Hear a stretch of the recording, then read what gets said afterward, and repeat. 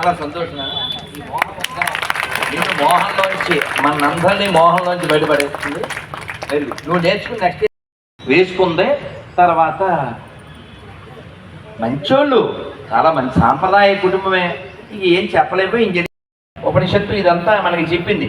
ఇది మనం కాదని తెలుసుకోవడం కోసమే వాళ్ళు సాధన చేయాలి, ఎన్నో నియమాలను పాటించాలి. ఉపవాసం లేదా ఏకాదశి ఇలాంటి క్రతువులు, యజ్ఞాలు, యాగాలు ఇవన్నీ ఎందుకు? శరీరం పట్ల మనకుండే ప్రేమను తొలగించడానికి. లేకపోతే చిట్ట చివరి వరకు మనం ఎలా ఉంటామంటే ఒక కథ చెప్పి వచ్చేస్తాం. చెప్పేనా? మరి చెప్పేసి మనం వెళ్దాం. మీరు ఎప్పుడు ఆపితే అప్పుడు, నేను ఎప్పుడు ఆపితే అప్పుడు కాదు. నేను జియో టాక్ టైం ఆగదు అంటే మీరు ఆపండి. మీరు సిగ్నల్ ఇస్తే ఆపేస్తాను.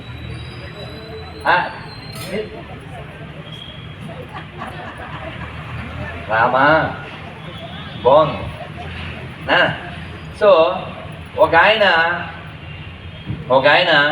ఓ షాపు, ఏదో ఒక మిఠాయి షాపు, ఓ పెద్ద ఆయన, ఒక గురువు గారు, ఒక యోగి, ఆయన వెళ్తూ ఇలా మిట్ట మధ్యాహ్నం ఆ షాప్ దగ్గర ఆగాడు. ఆయన గౌరవించి నమస్కారం పెట్టి ఆయనకి ఏదో తినడానికి మజ్జిగ లాంటిది ఏదో ఇచ్చాడు. ఆయన చాలా సంతోషపడి, యోగి సాధువు ఏం చేస్తారండి లోకానికి? వాడు మళ్ళీ పుట్టకుండా ఉండడానికి ఏం చేయగలనా అని అలాంటి ఉపదేశం ఇస్తాడు. అర్థమైందా? ఇప్పుడు ప్రపంచంలో ఉన్నదేమిటి? రోగం.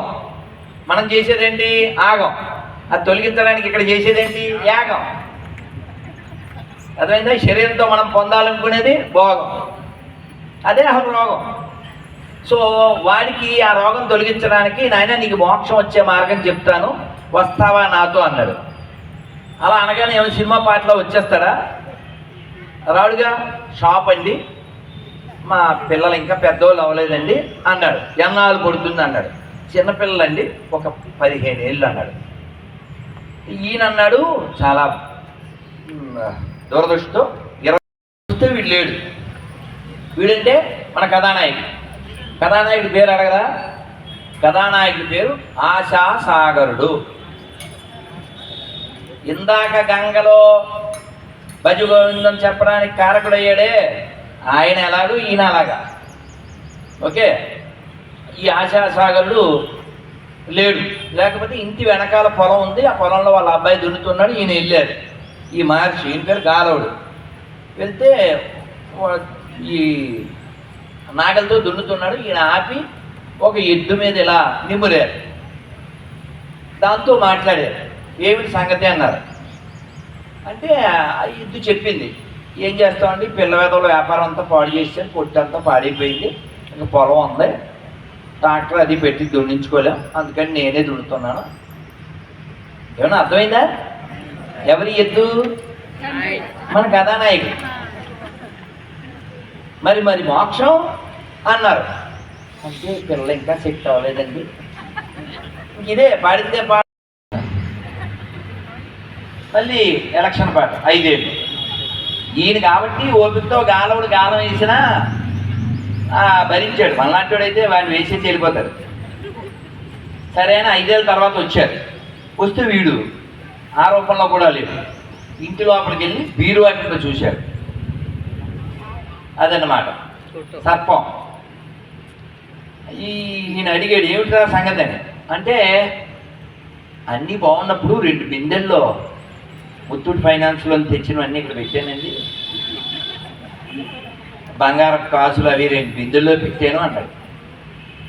ఇవి మన వాళ్ళకి ఇచ్చేస్తాను, కొడుకులు ఎలా సెట్ అవ్వలేదు కదా అంటే, అప్పుడు ఈయన పిల్లల్ని పిలిచి, ఏరా మీరు ఇలా అడుగు తింటున్నారు, ఇంట్లో ఎవడైనా 2 లింక్ బిందులు పెట్టుకుని అలా అడుగు తింటారా అంటే, మా ఇంట్లో ఉన్నాయండి అన్నారు. ఎవడైనా ఇంట్లో కుక్కనే పిల్లిని పెంచుతాడు కానీ మీరు పావులు పెంచుతున్నారు ఏంటంటే, మా ఇంట్లో పావులు ఏంటండి, అలా చూడండి అన్నారు. అంతే పిల్లల కర్రలు తెచ్చారు, దాన్ని బుర్ర బద్దలు కొట్టేశారు, ఆ బంగారం తీసేసుకున్నారు. ఏ పిల్లల కోసం వీడు ఎద్దు అయ్యాడో, ఏ పిల్లల కోసం వీడు పిల్లి అయ్యాడో, ఏ కుక్క అయ్యాడో, పాము అయ్యాడో, వాడిప్పుడు వాళ్ళ చేతిలోనే హతుడయ్యాడు. అందుకనే శంకర్ల వారు ఏం చెప్పారు? మహాపురుధన జన యౌవన గర్వం హరతి నిమేష కాల సర్వం మాయామయమిదం అఖిలం హిత్వా బ్రహ్మపదం త్వం ప్రవిశ విదిత్వా భజ గోవిందం భజ గోవిందం. వాడు ఉండే ఏసీ రూమ్ కానీ వాడు తిరిగే వెహికల్ కానీ ఎలా వస్తుంది? మనం ఉండిలో డబ్బులు వేస్తే కదా, మనం కదా ఓనర్స్ కదా. మనం మాట్లాడలే, మన ఫీలింగ్ ఇందాక బంగారు శర్మ గారు చెప్పారుగా, మొహమాటానికి నిలువుటద్దాలి మనం. వాడేమన్నా అనుకుంటాడేమో, వాడి మనోభావం పాడైపోతుందని 25వ తారీఖు డిసెంబర్ వస్తే వాడు కేకలు వేసుకుంటూ పాచిపోయిన కేక్ తెస్తే ఏదో మేకులు కొట్టుకున్నవాడు గురించి పెట్టకూడదు, కానీ వీడు తీసుకుని మూసుకుని వెళ్ళిపోతుంటాడు. చెప్పాలి కదా. ఎలా చెప్పాలి? ఏది మనం స్వీకరించదగిందో ఏది స్వీకరించకూడదో మనం చెప్పాలి. సార్ మేము శవాల దగ్గర పెట్టిన తినము చెప్పాలి. అలా చెప్పాలంటే మన దగ్గరే ఉండాలి. ఏముండాలి? కాస్త కంటెంటు, కొంచెం కరెంటు.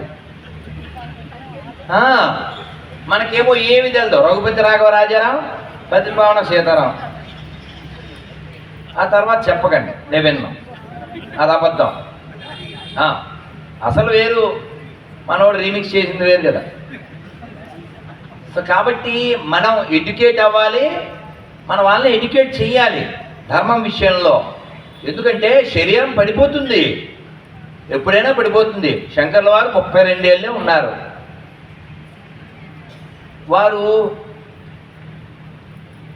6 ఏళ్ల వయసుకే ఉపనయనం అయ్యి ఒకరింటికి వెళ్ళారు. అప్పటికి ఉపనయనం అవ్వలేదు. సరిపోతే అకౌంట్లో డబ్బులు ఏమన్నాను, అటుంటే డబ్బులు వస్తాయా?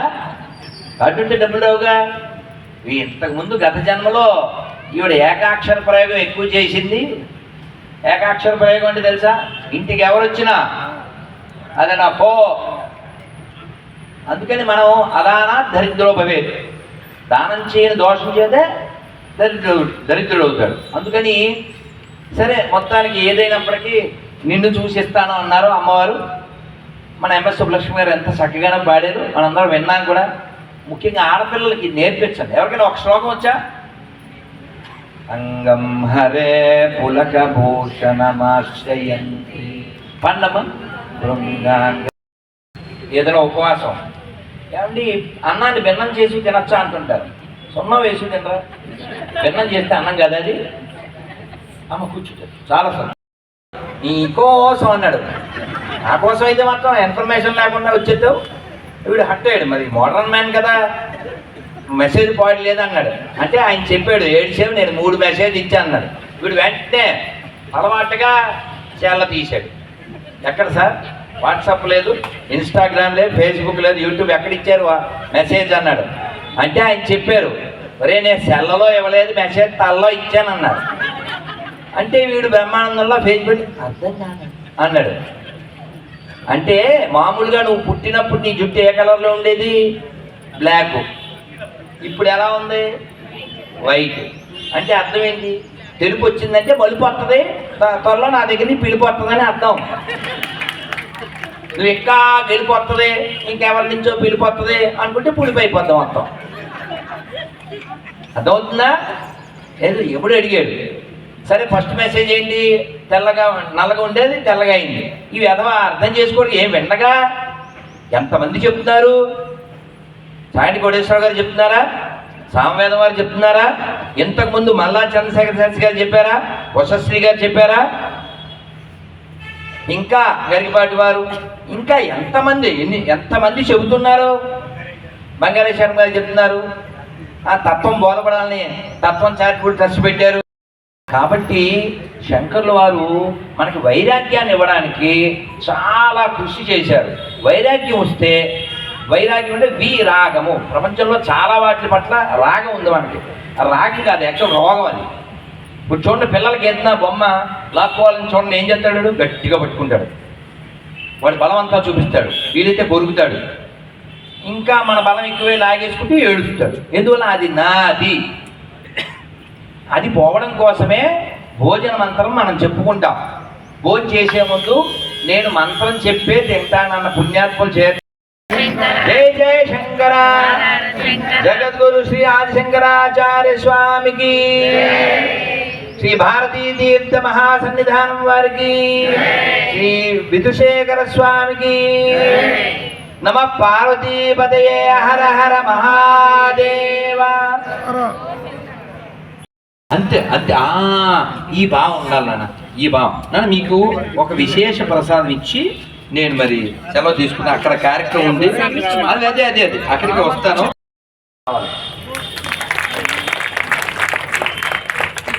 ఈ టాస్క్ ఏమి రిస్క్ కాదు, అసలు రిస్క్లోంచి బయటపడేసే టాస్క్ ఇది. ఎందుకో చెప్పనా, మన అందరి లోపల 2 గుణాలు ఉంటాయి. ఆ 2 గుణాలని తొలగించడం కోసమే వ్యాస వాల్మీకాదులు వచ్చారని పెద్దలు చెప్పారు. మన్యు కామం, గర్వము కామం, ఇవి 2 మన ఎప్పుడూ అడ్డుకుంటూ ఉంటాయి. వాటిని తొలగించడానికే వ్యాస వాల్మీకాదులు వచ్చారు. వాళ్ళు ఎన్నో ఇచ్చారు. భజగోవిందంలో ఇచ్చారు. భజగోవిందానికి ఇంకో పేరుంది, ఎవరన్నా చెప్తారా? అంటే నేను బంగాళాశర్మ గారు చెప్పకూడదు, అమ్మ చెప్పకూడదు. నువ్వు ఈ కారు ఎంత ఉంటుంది అన్నాడు, ఇలా అన్నాను 5 సార్లు అన్నాడు వాడు. మన లెవెల్కి ఏదో ఇలా చెప్పాను, అయితే నేను 5 అన్నాడు. సరేరా అన్న. వాళ్ళ ఆవిడకి ఒక కారు బాగుంది. అంటే పొద్దున్న నేను నిద్ర లేచేసరికి వాడి పిల్లలు, ఇప్పుడు పెద్దోళ్ళు లేరు, చిన్న పిల్లలు, వాళ్ళు దోశలు పట్టుకుని వచ్చేసారు. సండే తెలిసిపోతుందిగా, వాటర్ స్నానాలు చేయలే. నాకు కోపం వస్తుంది. పిల్లల మీద కోపం చూపించలేను కాబట్టి దోశలు ఎవరు వేసారన్న, అమ్మ అన్న. తప్పులేదు, ఆవు చేలో మేస్తే తర్వాత తెలుసుగా. అందుకే ఎవరు మన శేషప్పకి చెప్తారు, కూతురు చెడిన తల్లిది తప్పు, తనయుడు చెడిన తండ్రిది తప్పు, గుర్రము చెడిన రౌతుది తప్పు, ప్రజలు చెడిన ప్రభువుది తప్పు. ఈ విషయం అందరికీ చెప్పు.